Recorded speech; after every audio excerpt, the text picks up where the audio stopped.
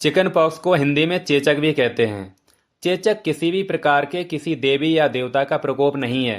ऐसा केवल भारत में ही कुछ लोग मानते हैं। पूरी दुनिया में आप कहीं भी चले जाएं, किसी भी देश में इसे किसी देवी या देवता का प्रकोप नहीं माना जाता है। इसलिए इस प्रकार के अंधविश्वास से दूर रहें। चेचक एक संक्रामक बीमारी है जो वेरिशेला जोस्टर वायरस के कारण होती है। यह रोग अधिकतर बच्चों में होता है, लेकिन यदि किसी व्यक्ति को चेचक बचपन में नहीं हुआ हो तो वह वयस्क होने पर इसकी चपेट में आ सकता है। चिकन पॉक्स में शरीर पर लाल रंग के छोटे छोटे दाने निकलते हैं जो आगे चलकर फफोले का रूप ले लेते हैं और फिर सूखकर झड़ जाते हैं। शुरुआत में हल्का फुल्का बुखार होता है जो दानों के बढ़ने के साथ साथ तेज हो सकता है। थकान और कमजोरी भी महसूस होती है। दानों में खुजली होती है जो पीड़ादायक भी हो सकती है। कभी कभी ऐसा लगता है जैसे दानों में सुइयां चुभ रही हों। सिर दर्द और मांसपेशियों में दर्द की शिकायत भी हो सकती है। चिकन पॉक्स बहुत ही संक्रामक रोग है और यह संक्रमित व्यक्ति से एक दूसरे में फैलता है। संक्रमित व्यक्ति के छींकने या खांसने से जो बूंदें या छींटे बाहर निकलते हैं उनसे संक्रमण फैल जाता है। दानों या फफोलों के फूटने पर उसका पानी अगर किसी को लग जाता है तो उससे भी संक्रमण हो जाता है।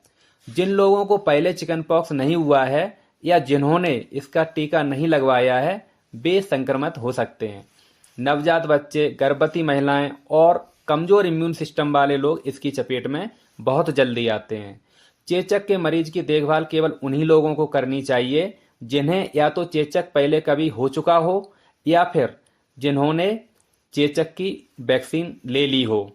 संक्रमित व्यक्ति के छुए हुए सामान जैसे बर्तन, मोबाइल, कपड़े आदि यदि कोई अन्य व्यक्ति उसका उपयोग कर लेता है तो उससे भी संक्रमण फैल जाता है। यदि संक्रमित व्यक्ति की व्यक्तिगत वस्तुओं को उपयोग करना है तो उसे पहले अच्छी तरह साबुन या गर्म पानी से धो लेना चाहिए।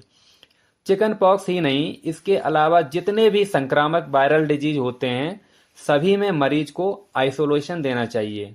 मतलब मरीज के नज़दीक आने जाने से बचना चाहिए, क्योंकि यह एक व्यक्ति से दूसरे व्यक्ति में फैलने वाला रोग है। जैसे हम कोरोना के केस में मरीज को आइसोलेशन देते थे, ठीक वैसे ही चिकन पॉक्स से बचाव के लिए वेरिशेला वैक्सीन हर बच्चे को बचपन में ही लगा दी जाती है। यदि किसी को बचपन में यह वैक्सीन नहीं लग पाई तो उसे लगवा लेनी चाहिए। देखिए, जितनी भी वायरस से होने वाली बीमारियां हैं इनकी रोकथाम के अलावा कोई कारगर इलाज नहीं होता है। इसलिए चिकन पॉक्स का भी कोई विशेष खास इलाज नहीं होता। और यहाँ यह भी जानना बहुत ज़रूरी है कि जो वायरस वाले रोग होते हैं उनका एक इंक्यूबेशन पीरियड होता है। वह कुछ समय रहता है और उसके बाद अपने आप ही ठीक हो जाता है। यदि कंडीशन ज़्यादा सीरियस हो जाए तो इसके लिए कुछ एंटीवायरल दवाइयाँ भी होती हैं, वह डॉक्टर की सलाह के अनुसार ही लेनी चाहिए।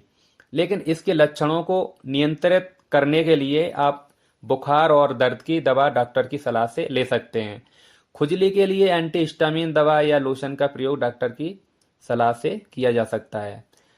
इसके दानों या फफोलों को फूटने न दें। फूटने से एक तो इसका जो पानी निकलेगा उससे संक्रमण और ज़्यादा बढ़ जाएगा, और दूसरा फूटने पर बाद में गड्ढे जैसे दाने बन जाते हैं। इसलिए चेचक के दानों को कभी भी छेड़ना नहीं चाहिए। इन्हें अपने आप ही सूखकर झड़ने देना चाहिए ताकि दाग ना पड़े। अधिक पानी पीना चाहिए और आराम करना बहुत ज़रूरी है। साफ सफाई का हमें बहुत ध्यान रखना चाहिए क्योंकि फफोलों में बैक्टीरियल संक्रमण होने का खतरा रहता है। पहले से ही आप वायरस के शिकार हैं और दोबारा अगर उसमें बैक्टीरियल का इन्फेक्शन हो जाएगा तो आपकी सीरियस और ज़्यादा कंडीशन खराब हो जाएगी। इसलिए हमें साफ सफाई पर बहुत ज़्यादा ध्यान रखना चाहिए। मरीज को सामान्य तापमान वाले वातावरण में रखना चाहिए। मतलब जहां न तो मरीज को ज़्यादा गर्मी लगे और ना ही ठंडक, क्योंकि यदि गर्मी लगेगी तो चेचक के दानों में खुजली और जलन बढ़ जाएगी, और यदि वातावरण ठंडा होगा तो मरीज को ठंडक महसूस होगी और ठंडक के कारण कंबल या चादर ओढ़नी पड़ेगी, जिससे दानों के फूटने की संभावना बढ़ जाएगी। अब आते हैं खाने पीने की बातों पर। तो चेचक के केस में हमें ज़्यादातर वैसी ही चीज़ें मरीज को देनी चाहिए जिससे इम्यून सिस्टम स्ट्रांग होता हो, अर्थात मरीज को शुद्ध सात्विक भोजन ही खिलाएं। तली भुनी चीज़ें, ज़्यादा तेल मसाले वाली चीज़ें, फास्ट फूड, जंक फूड और जितने भी प्रोसेस्ड फूड हैं पैकेट में जो सील पैक आते हैं इनसे हमें बचना चाहिए, क्योंकि यह सारे ऐसी चीजें हैं जिससे हमारा इम्यून सिस्टम कमजोर होता है। और जब नहाने की बात आती है तो चेचक के केस में मरीज को तब तक नहीं नहाना चाहिए जब तक दाने या फफोले पूर्ण रूप से सूख न जाएं, क्योंकि इससे पहले यदि नहाने की एक्टिविटी की जाएगी तो नहाते समय दाने या फफोलों के फूटने की संभावना रहती है। इससे इन्फेक्शन और बढ़ जाएगा और दानों के फूटने के बाद वहां पर गड्ढे वाले दाग बनने की संभावना बढ़ जाएगी। मुझे आशा है कि यह वीडियो आपको चेचक से लड़ने में मदद करेगा। यदि आपको वीडियो पसंद आया हो तो वीडियो को लाइक शेयर करना ना भूलें। यदि चैनल पर नए हैं तो चैनल को सब्सक्राइब करेंगे और बेल आइकन ऑल पर टैप करना मत भूलिएगा, ताकि आपका कोई भी महत्वपूर्ण वीडियो मिस ना हो। वीडियो देखने के लिए धन्यवाद। फिर मिलते हैं किसी नए वीडियो में। तब तक के लिए हंसते रहें, मुस्कुराते रहें, स्वस्थ रहें, मस्त रहें। नमस्कार।